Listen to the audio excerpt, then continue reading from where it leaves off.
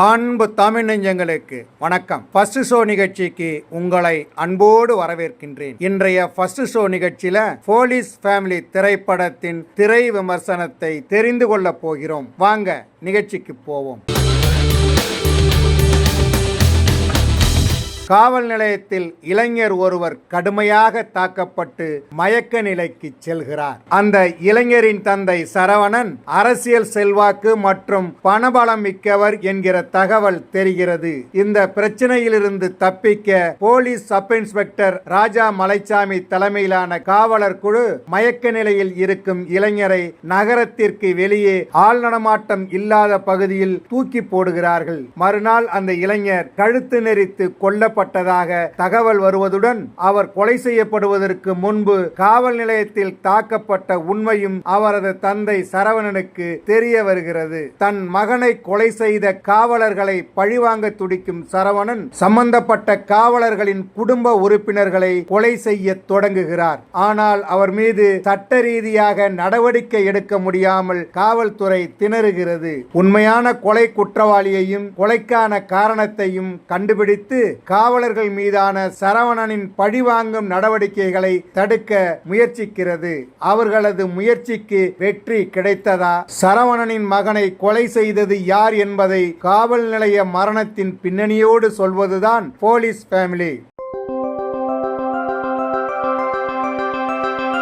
இந்த படத்தின் கதையின் நாயகனாக போலீஸ் சப் இன்ஸ்பெக்டர் கதாபாத்திரத்தில் நடித்திருக்கும் ராஜா மலைச்சாமி காவல்துறையினரின் எண்ணங்களையும் அவர்களது பழிவாங்கும் குணங்களையும் தனது நடிப்பின் மூலம் பிரதிபலித்திருக்கிறார். ஒரு தந்தையாக தன் மகளுக்கு நேர்ந்த கொடுமைகளை கண்டு கதறும் காட்சிகளில் கலங்கும்படி நடித்திருக்கிறார். புதுமுகம் என்றாலும் எந்தவித தடுமாற்றமும் இன்றி நடித்திருப்பவர் தனது கதாபாத்திரத்திற்கு தனது நடிப்பின் மூலம் பெரும் பலம் சேர்த்திருக்கிறார். மகன் மீது பேரன்பு கொண்ட கதாபாத்திரத்தில் வில்லனாக நடித்திருக்கிறார் சரவணன். அனுபவம் வாய்ந்த நடிப்பும் அதிரடியான நடவடிக்கையும் திரைக்கதையை வேகமாக நகர்த்தி செல்ல அவரது கதாபாத்திரமும் நடிப்பும் பயன்பட்டிருக்கிறது. சாதாரண வேடமாக அறிமுகமானாலும் திரைக்கதையின் திருப்பத்திற்கான கதாபாத்திரத்தில் நடித்து கவனம் ஈர்க்கிறார் காதல் சுகுமார். கதாநாயகியாக நடித்திருக்கும் நிஷா தூபே கொடுத்த வேலையை குறையில்லாமல் செய்திருக்கிறார். சுரேகா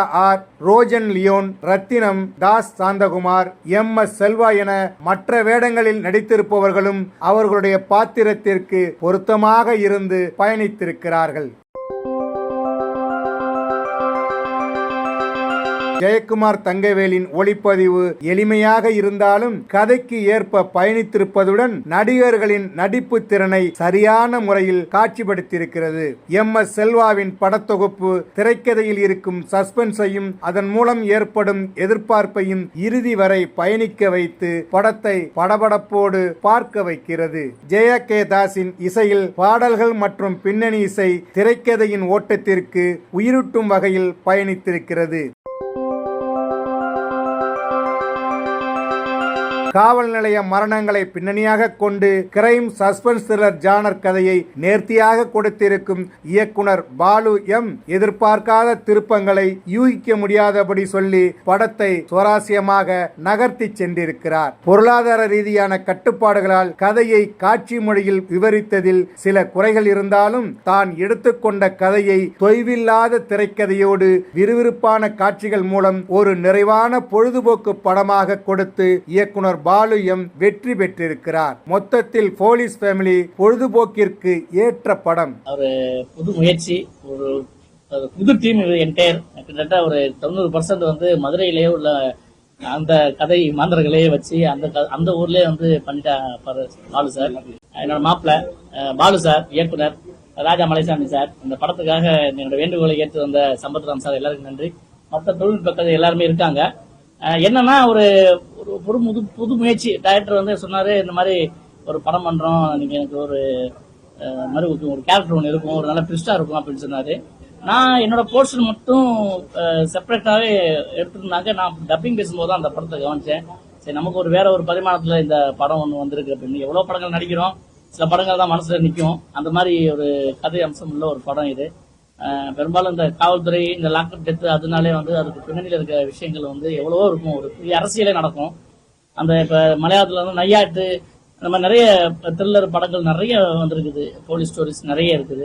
ஸோ அதுல இருந்து வழக்கமான படங்கள்ல இருந்து தமிழ்ல வந்து மாறுபட்டு இருக்கணும் அப்படிங்கிறதுக்காகவே ரொம்ப ட்ரை பண்ணியிருக்காங்க. ரொம்ப மெனக்கெட்டு இருக்காரு. அவருக்கு முதல் குழந்தை தவழ்ந்து இருக்குது. வெற்றி படமாகணும்னு எல்லாருமே வந்து எங்க படத்துல சாதா கேட்டுக்கிறோம்.